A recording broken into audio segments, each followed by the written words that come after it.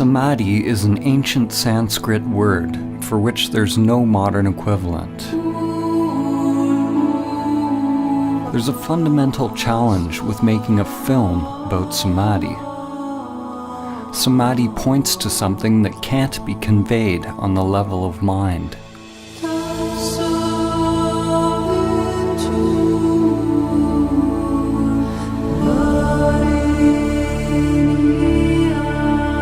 This film is simply the outer manifestation of my own inner journey.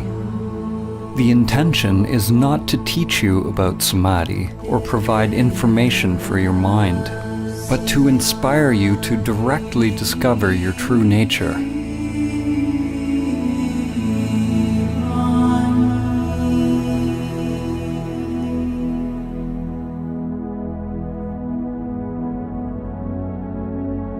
Samadhi is relevant now more than ever.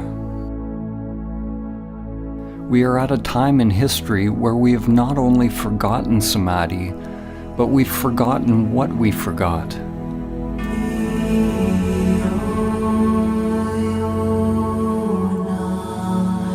This forgetting is Maya, the illusion of the self.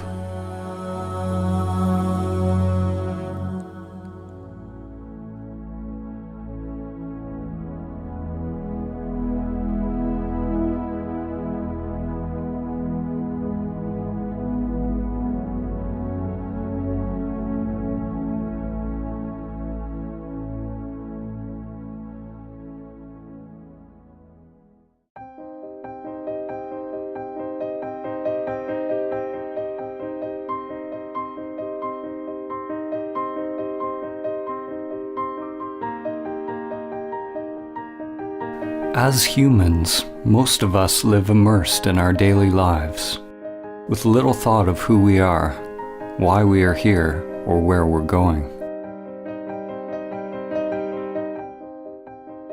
Most of us have never realized the true self, the soul, or what the Buddha called anatta, that which is beyond name and form, beyond thinking. As a result, we believe we are these limited bodies. We live in fear, either conscious or unconscious, that the limited self-structure that we are identified with will die.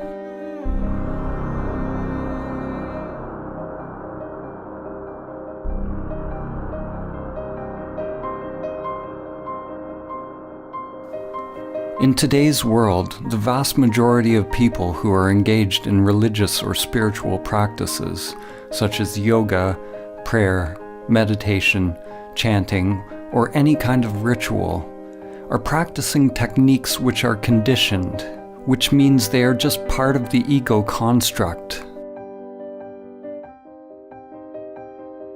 The seeking and the activity isn't the problem. Thinking you have found the answer in some external form is the problem. Spirituality, in its most common form, is no different than the pathological thinking that is going on everywhere. It is a further agitation of the mind, more human doing as opposed to human being. The ego construct wants more money, more power, more love, more of everything. Those on the so-called spiritual path desire to be more spiritual, more awake, more equanimous, more peaceful, more enlightened. The danger for you watching this film is that your mind will want to acquire Samadhi.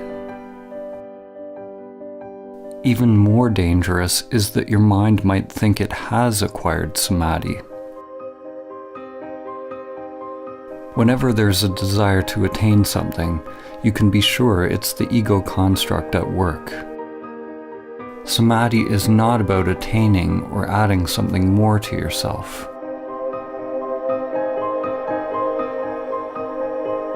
To realize Samadhi is to learn to die before you die. Life and death are like yin and yang, an inseparable continuum, endlessly unfolding with no beginning and no end. When we push away death, we also push away life. When you experience the truth directly of who you are, there's no longer any fear of life or death. We're told who we are by our society and our culture. And at the same time, we're slaves to the deeper unconscious biological craving and aversion that governs our choices.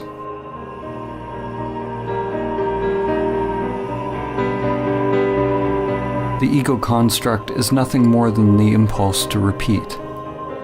It's simply the path that energy once took, and the tendency for the energy to take that path again, whether it is positive or negative for the organism.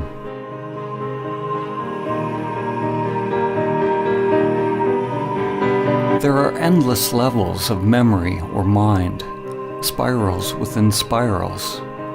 When your consciousness identifies with this mind or ego construct, it ties you to social conditioning, which you could call the matrix. There are aspects of the ego that we can be conscious of, but it's the unconscious, the archaic wiring, the primal existential fears that are actually driving the whole machine.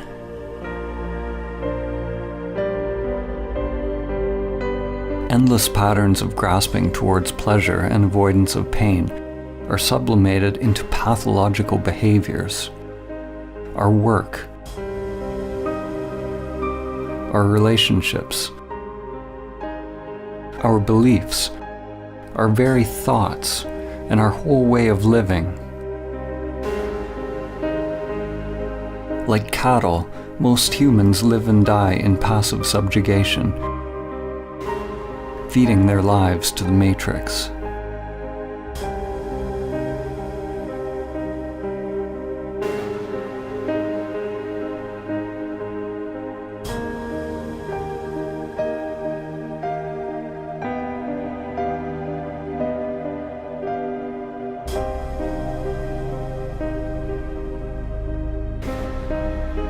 We live lives locked into narrow patterns. Lives often filled with great suffering, and it never occurs to us that we can actually become free.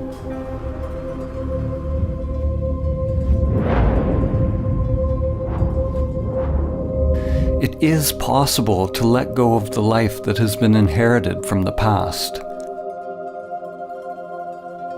to live the one that is waiting to come forth through the inner world.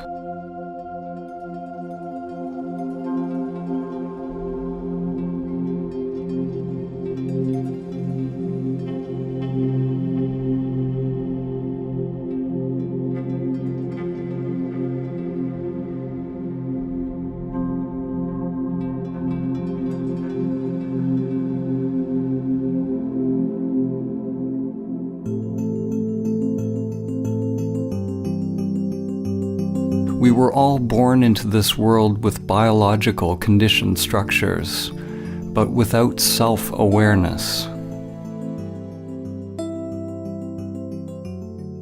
Often, when you look into a young child's eyes, there's no trace of self, only luminous emptiness. The person one grows into is a mask worn over consciousness.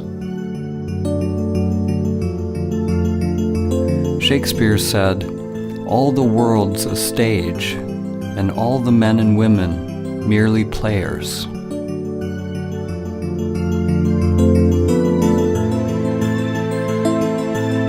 In an awakened individual, consciousness shines through the personality, through the mask. When you are awake, you don't become identified with your character.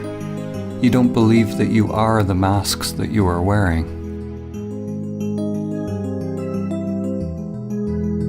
But nor do you give up playing a role.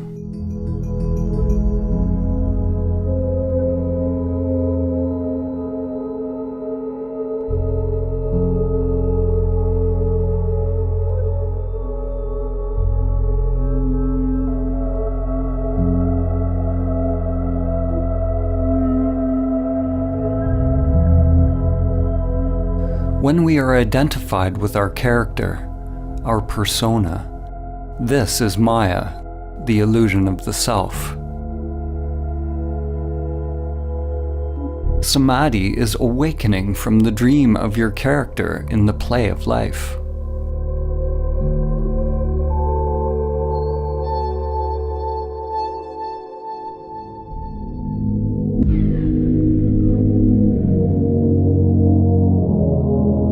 "2,400 years after Plato wrote the Republic, humanity is still making its way out of Plato's cave.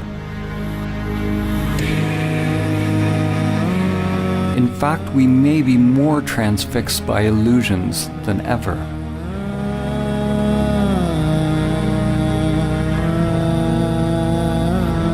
Plato had Socrates describe a group of people who lived chained in a cave all their lives, facing a blank wall. All they could see were shadows projected on the wall by the things passing in front of a fire which was behind them. This puppet show became their world. According to Socrates, the shadows were as close as the prisoners would ever get to seeing reality. Even after being told about the outside world, they continued to believe that the shadows were all that is. Even if they suspected there was something more, they were unwilling to leave what was familiar.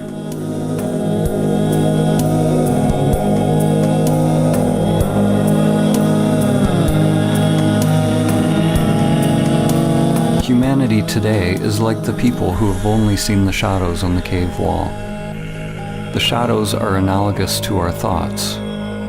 The world of thinking is the only world that we know, but there is another world that's beyond thinking, beyond the dualistic mind. Are you willing to leave the cave? To leave all that you have known, to find out the truth of who you are?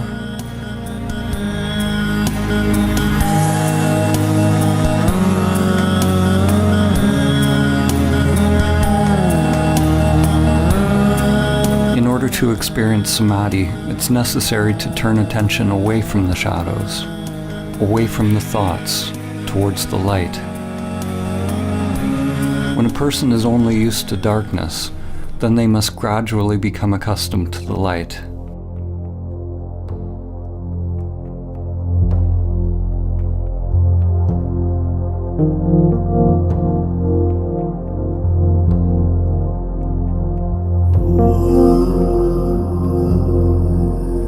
Like acclimatizing to any new paradigm, it takes time and effort, and a willingness to explore the new, as well as shed the old.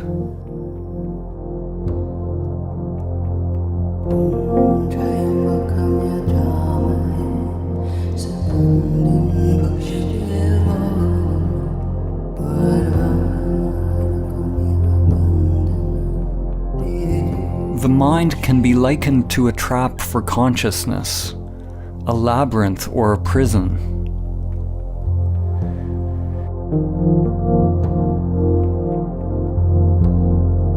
It is not that you are in prison, you are the prison.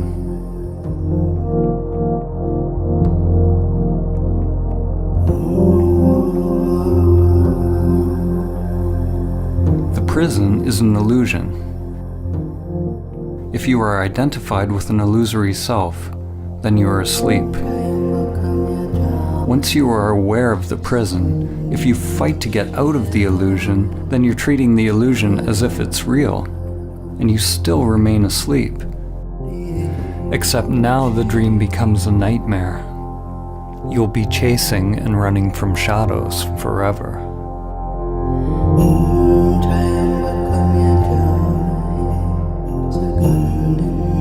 Samadhi is awakening from the dream of the separate self, or the egoic construct. Samadhi is awakening from identification with the prison that I call me.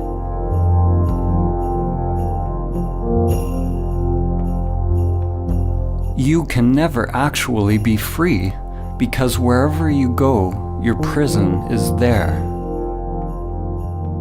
Awakening is not about getting rid of the mind or the matrix. On the contrary, when you're not identified with it, then you can experience the play of life more fully, enjoying the show as it is, without craving or fear. In the ancient teachings, this was called the divine game of Leela, the game of playing in duality.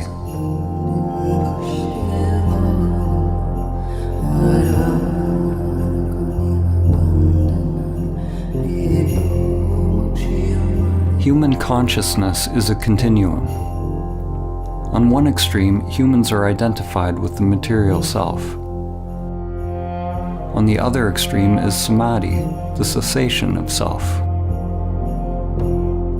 Every step we take on the continuum towards Samadhi brings less suffering. Less suffering does not mean life is free from pain. Samadhi is beyond the duality of pain and pleasure. What it means is that there is less mind, less self creating resistance to whatever unfolds. And that resistance is what creates suffering.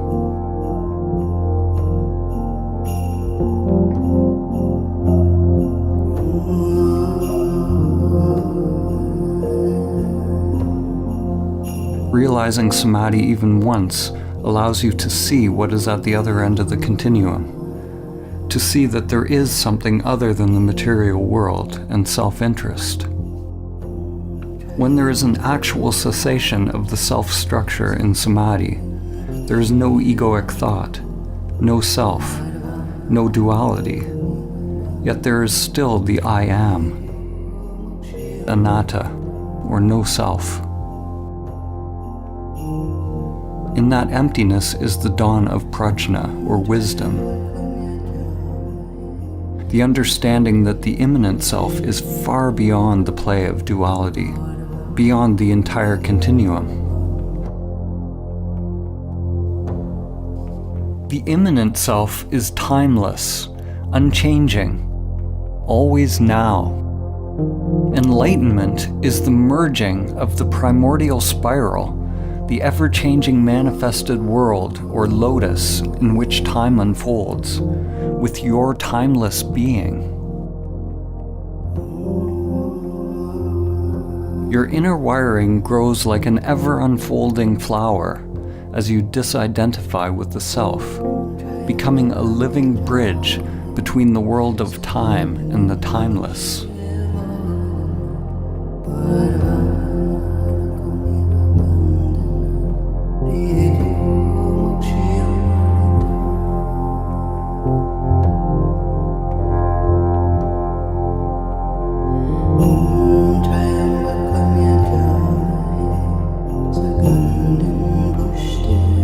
Merely realizing the immanent self is only the beginning of one's path. Most people will have to experience and lose Samadhi countless times in meditation before they are able to integrate it into other facets of life. It's not unusual to have profound insights into the nature of your being during meditation or self-inquiry, only to find yourself once again falling back into old patterns, forgetting the truth of who you are.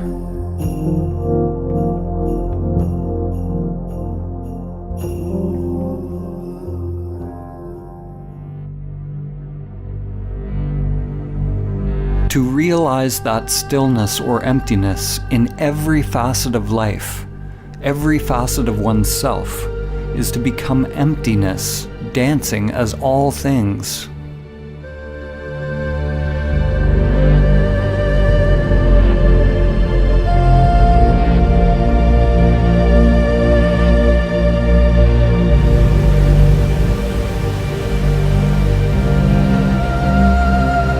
Stillness is not something separate from movement. It is not opposite to movement. In Samadhi, stillness is recognized to be identical with movement. Form is identical to emptiness. this is nonsensical to the mind, because mind is the coming into being of duality.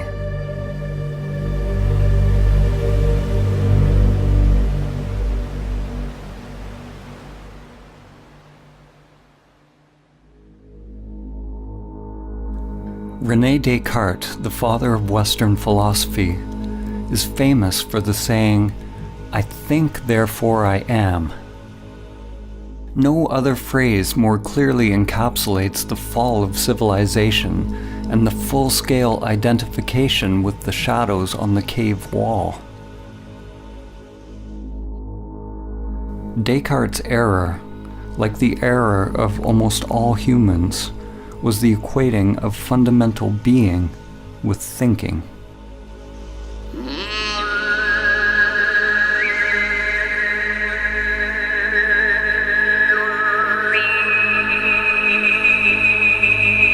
At the beginning of his most famous treatise, Descartes wrote that almost everything can be called into doubt. He can doubt his senses and even his thoughts.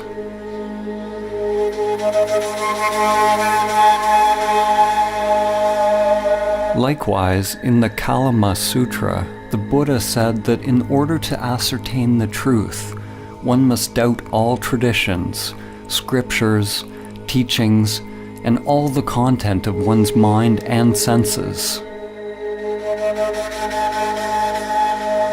Both of these men started with great skepticism, but the difference was that Descartes stopped inquiring at the level of thinking, while the Buddha went deeper. He penetrated beyond the deepest levels of the mind. Maybe, if Descartes had gone beyond his thinking mind, he would have realized his true nature, and Western consciousness would be very different today. Instead, Descartes described the possibility of an evil demon that could be keeping us under a veil of illusion. Descartes did not recognize this evil demon for what it was.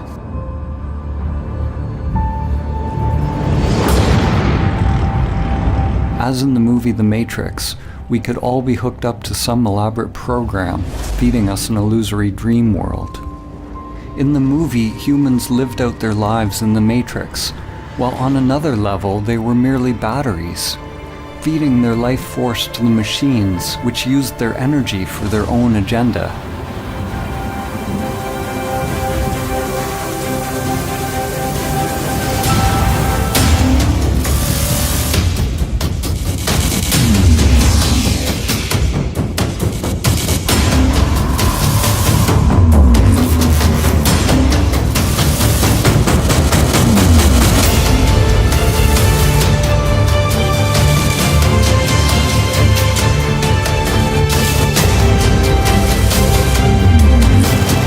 People always want to blame something outside themselves for the state of the world or for their own unhappiness, whether it's a person, a particular group or country, religion, or some kind of controlling Illuminati, like Descartes' evil demon or the sentient machines in the Matrix.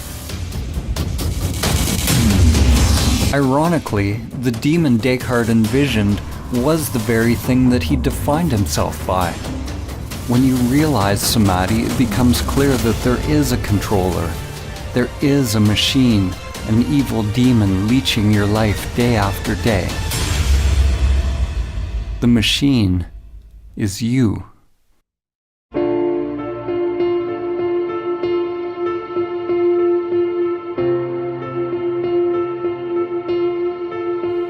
Your self-structure is made up of many little conditioned subprograms, or little bosses.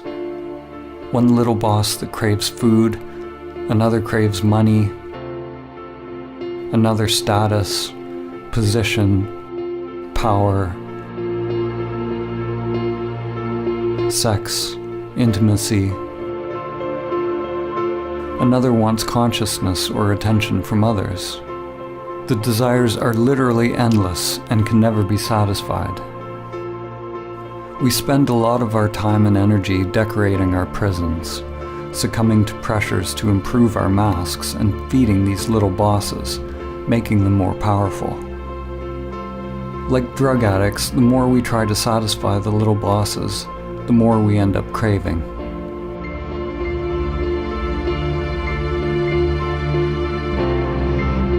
The path to freedom is not self-improvement or somehow satisfying the self's agenda, but it's a dropping of the self's agenda altogether. Some people fear that awakening their true nature will mean that they lose their individuality and enjoyment of life. Actually, the opposite is true. The unique individuation of the soul can only be expressed when the conditioned self is overcome.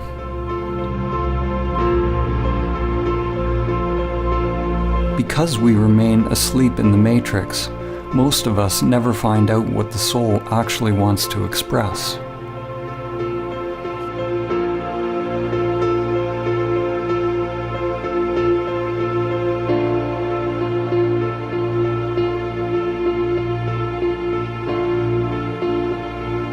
The path to Samadhi involves meditation, which is both observing the conditioned self, that which changes, and realizing your true nature, that which does not change. When you come to your still point, the source of your being, then you await further instructions without any insistence on how your outer world has to change. Not my will, but higher will be done.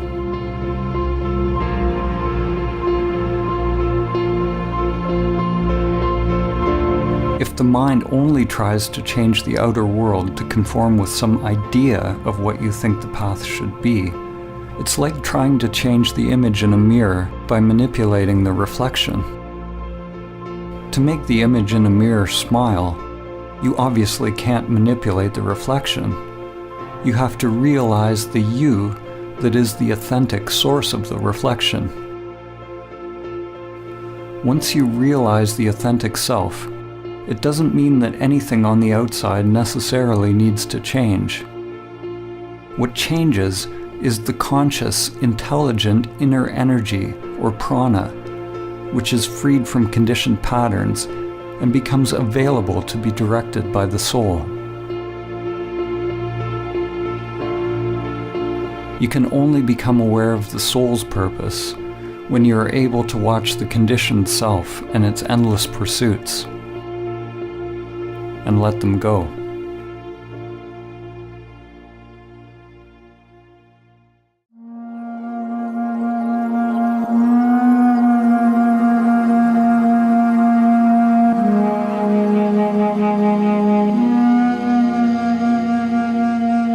In Greek mythology, it was said that the gods condemned Sisyphus to repeat a meaningless task for all eternity. His task was to endlessly push a boulder up a mountain, only to have it roll down again.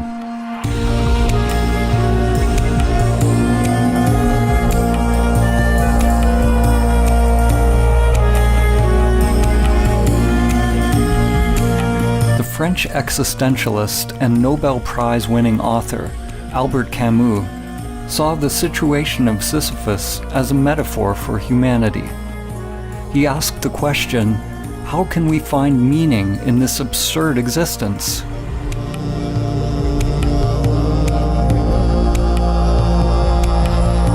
As humans, we are toiling endlessly, building for a tomorrow that never arrives. And then we die.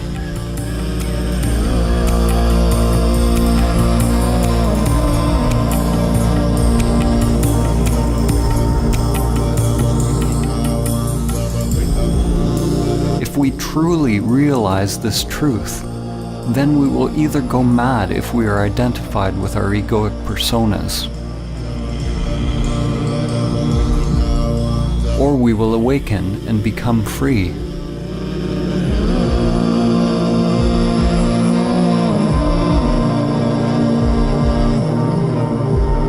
We can never succeed in the outer struggle because it's just a reflection of our inner world. The cosmic joke, the absurdity of the situation becomes clear when there's a complete and utter failure of the egoic self to awaken through its futile pursuits.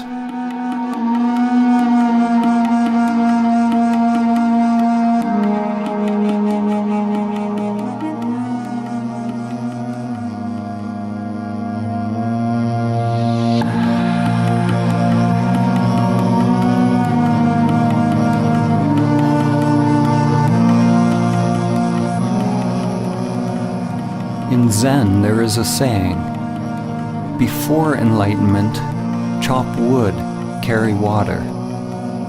After enlightenment, chop wood, carry water.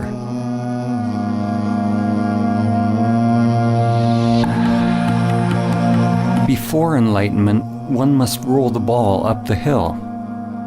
After enlightenment, one must also roll the ball up the hill. What has changed? The inner resistance to what is. The struggle has been dropped, or rather, the one who struggles has been realized to be illusory. The individual will, or individual mind, and divine will, or higher mind, are aligned.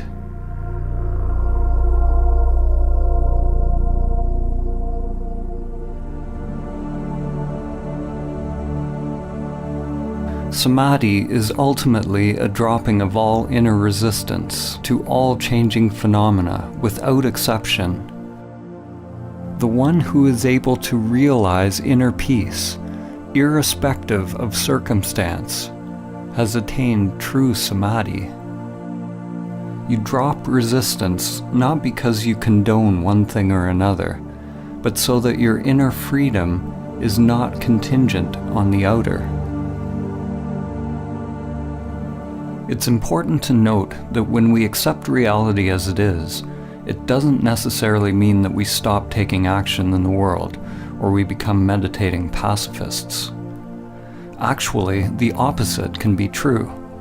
When we're free to act without being driven by unconscious motives, then it is possible to act in alignment with the Tao, with the full force of our inner energy behind us.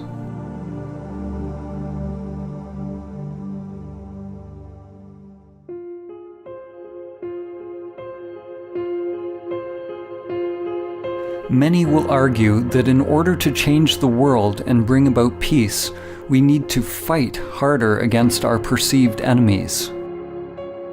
Fighting for peace is like shouting for silence. It just creates more of what you don't want. These days there's a war against everything. A war against terror, a war against disease, a war against hunger.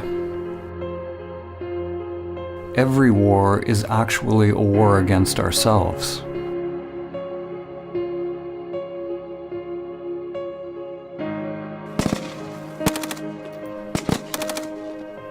The fight is part of a collective delusion. We say that we want peace, but we continue to elect leaders who engage in war. We lie to ourselves, saying that we are for human rights, but continue to buy products made in sweatshops. We say we want clean air, but we continue to pollute.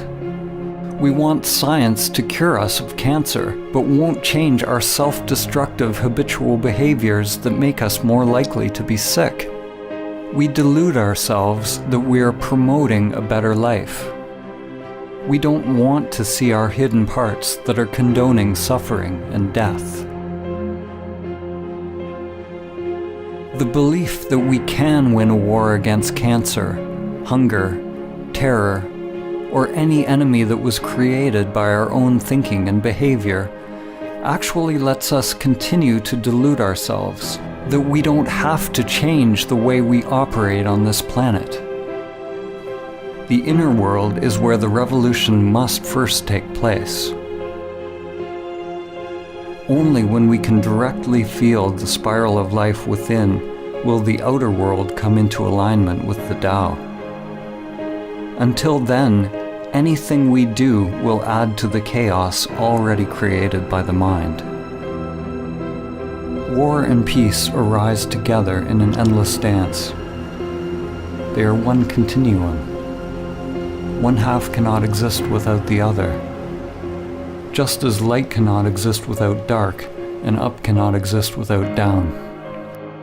The world seems to want light without darkness, fullness without emptiness, happiness without sadness.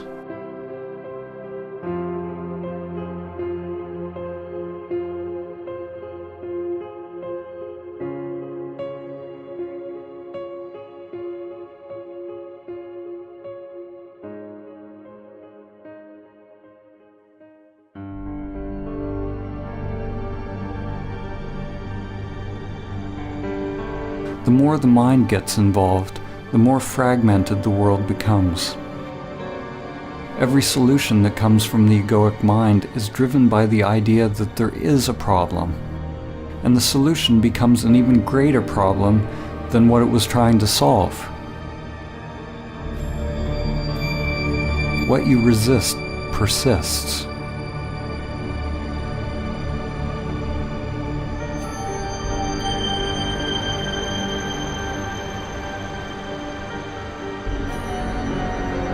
Human ingenuity creates new antibiotics, only to find nature getting more cunning as bacteria get stronger. Despite our best efforts in the ongoing fight, the prevalence of cancer is actually increasing. The number of hungry people in the world steadily grows. The number of terrorist attacks worldwide continues to rise.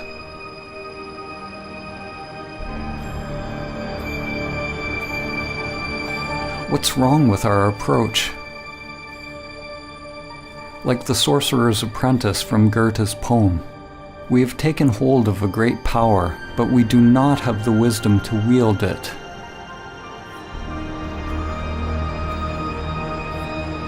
The problem is that we do not understand the tool that we are using. We do not understand the human mind and its proper role and purpose.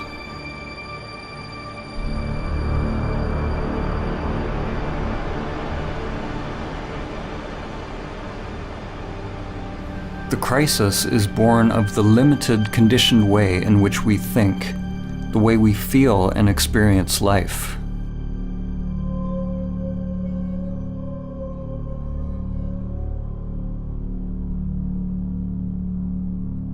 Our rationalism has robbed us of our ability to recognize and experience the wisdom of many ancient cultures. Our egoic thinking has robbed us of the ability to feel the depth and profound sacredness of life, the numinosity of life, and to realize entirely different levels of consciousness, which are now almost lost to humanity.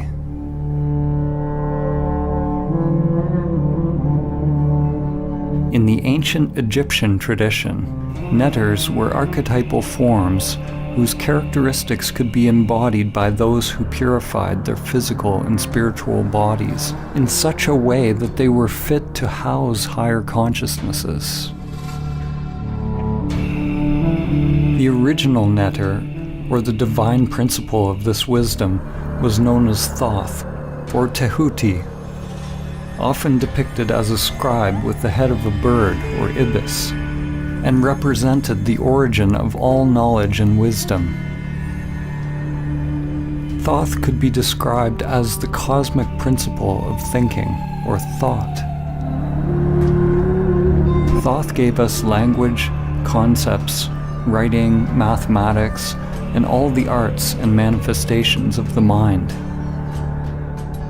Only those who had gone through special training were allowed to access Thoth's sacred knowledge. The Book of Thoth is not a physical book, but is the wisdom of the Akashic or etheric realm. Legend tells that Thoth's knowledge was deeply hidden in a secret place within every human being, and was protected by a golden serpent.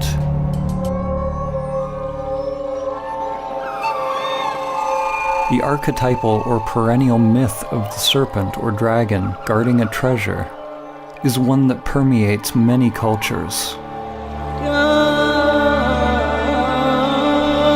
and has been called by names such as Kundalini Shakti, Chi, Holy Spirit, and inner energy. The golden serpent is the egoic construct which is bound in the inner energies, and until it's mastered and overcome, the soul will never be able to attain the true wisdom.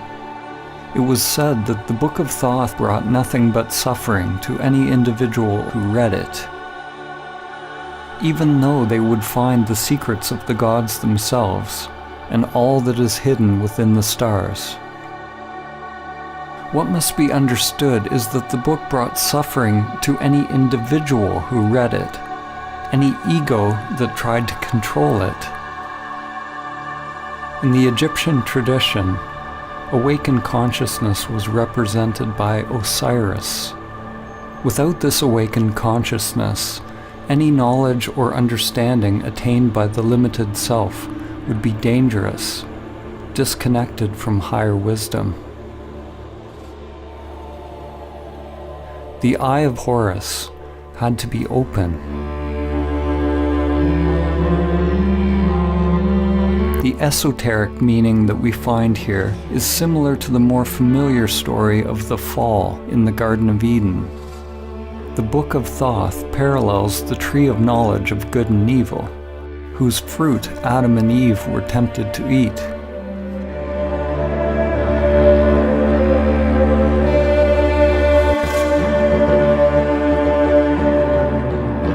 Humanity, of course, has already eaten the forbidden fruit, already opened the Book of Thoth, and has been cast out of the garden. The serpent is a metaphor for the primordial spiral that extends from the microcosm to the macrocosm. Today, the serpent is living as you. It is the egoic mind expressed as the manifested world. We have never before had access to so much knowledge. We've gone deep into the material world, even finding the so-called God particle. But we've never been more limited, more ignorant of who we are and how to live. And we do not understand the mechanism by which we create suffering.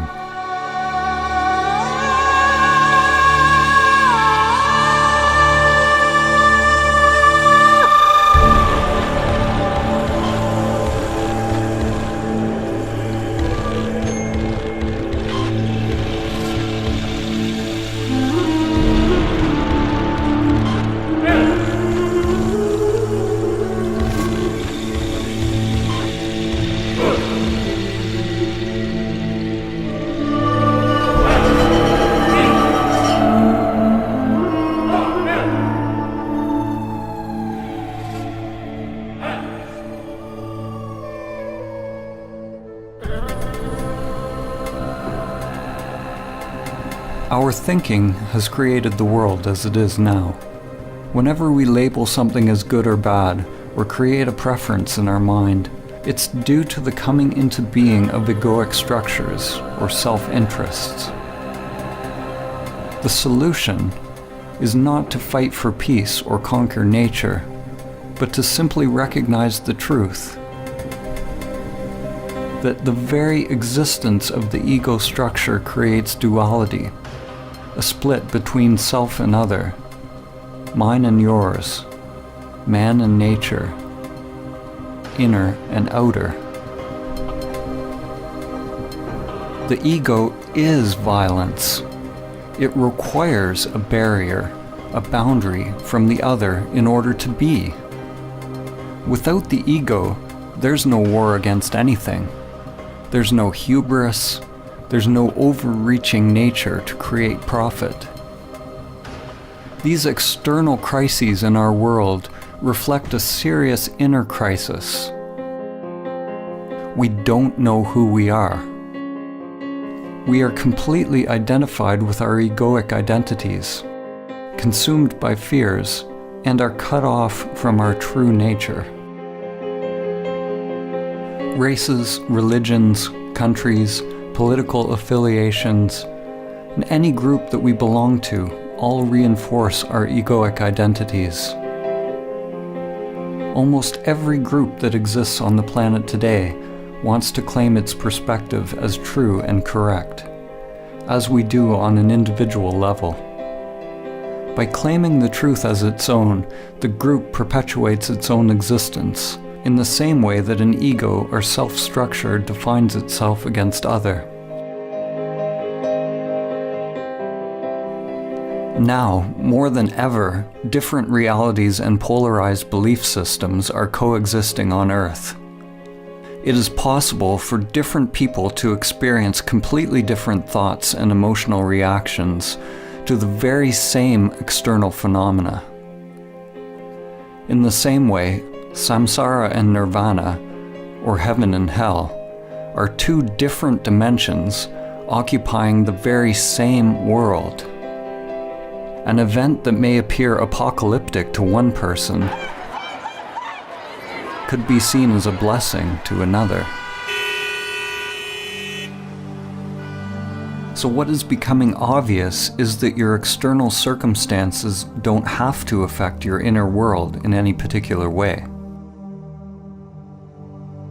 To realize Samadhi is to become a self-propelled wheel, to become autonomous, a universe unto oneself. Your experience of life is not contingent on changing phenomena. An analogy can be made with Metatron's cube. Metatron is mentioned in various ancient Christian, Islamic, and Jewish texts, and is archetypally related to the Egyptian Neter Thoth, as well as Hermes Trismegistus of Greece. Metatron is intimately connected with the Tetragrammaton. The Tetragrammaton is the fundamental geometric pattern, the template or primordial emanation of physical reality, which has been called the Word of God or the Logos. Here we see a two-dimensional representation of the figure, but if you look a certain way, you see a 3D cube.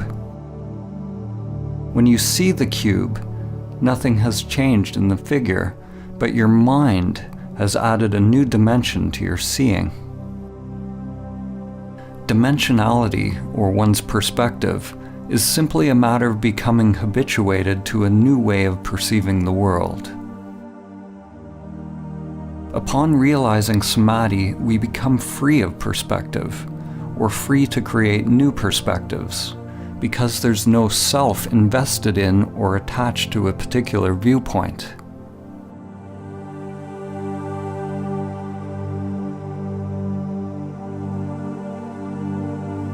The greatest minds in human history have often pointed to levels of thought beyond the limited self-structure. Einstein said, "The true measure of a human being is determined primarily by the measure and sense in which he has attained liberation from the self."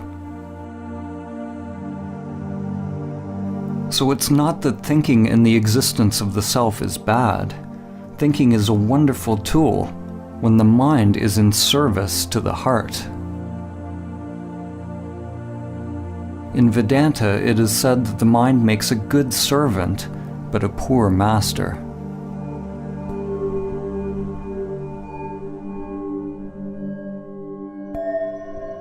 The ego perpetually filters reality through language and labels, and is constantly judging, preferring one thing over another. When the mind and senses are your master, they will create endless suffering, endless craving and aversion, locking us into the matrix of thinking. If you want to realize Samadhi, do not judge your thoughts as good or bad, but find out who you are prior to thought, prior to the senses. When all labels are dropped, then it is possible to see things as they are.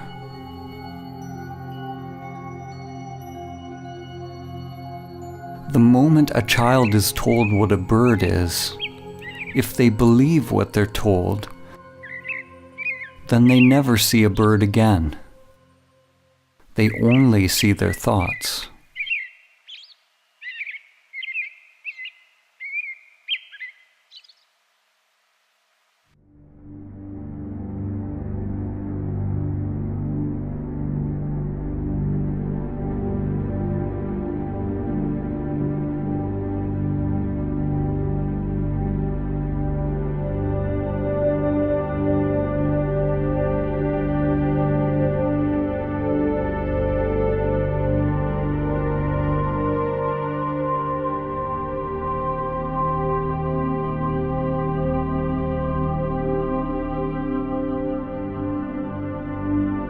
Most people think that they are free, conscious, and awake.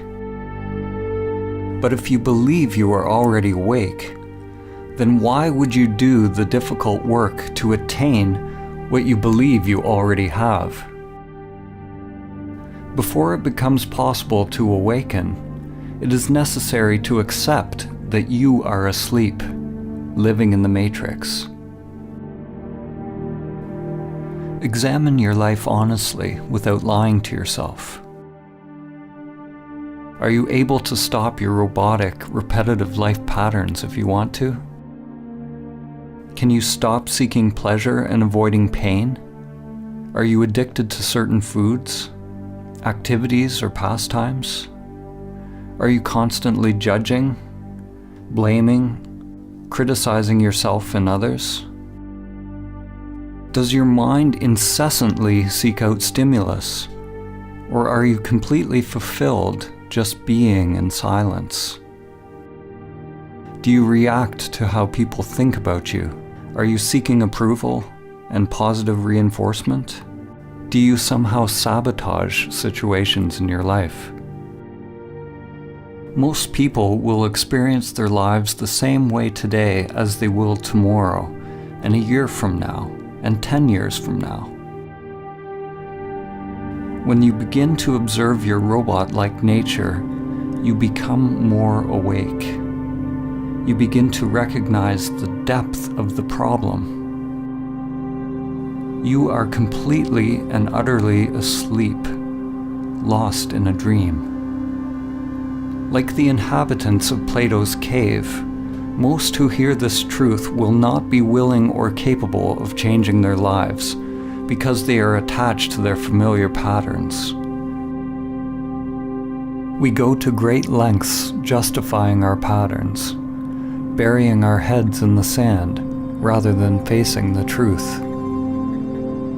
We want our saviors, but we are not willing to get up on the cross ourselves.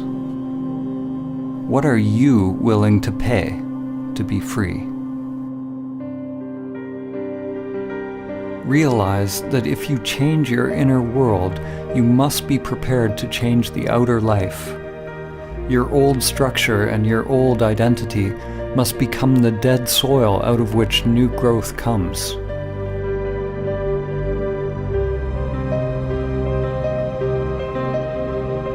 The first step to awakening is to realize that we are identified with the matrix of the human mind, or the mask.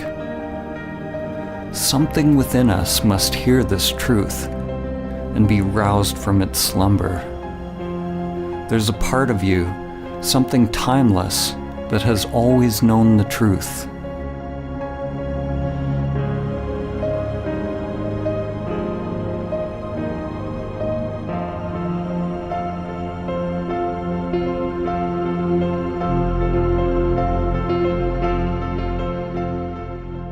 The matrix of the mind distracts us, entertains us, keeps us endlessly doing, consuming, grasping, in a cycle of craving and aversion with constantly changing forms, keeping us from the flowering of our consciousness, our evolutionary birthright, which is Samadhi. Pathological thinking is what passes for normal life.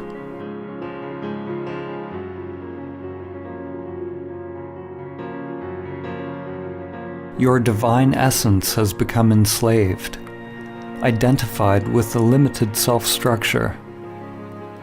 The great wisdom, the truth of who you are, is buried deep within your being.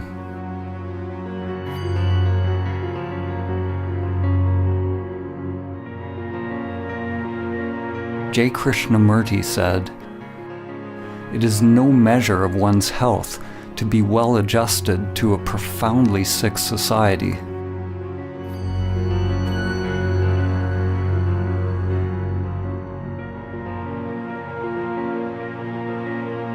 Identification with the egoic mind is the sickness, and Samadhi is the cure.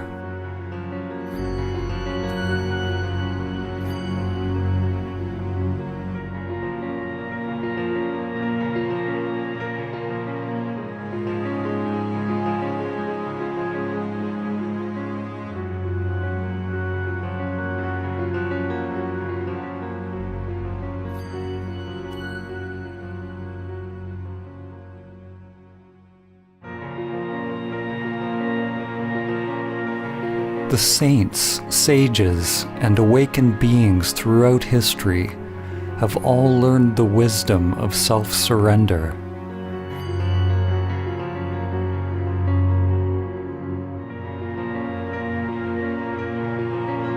How is it possible to realize the true self?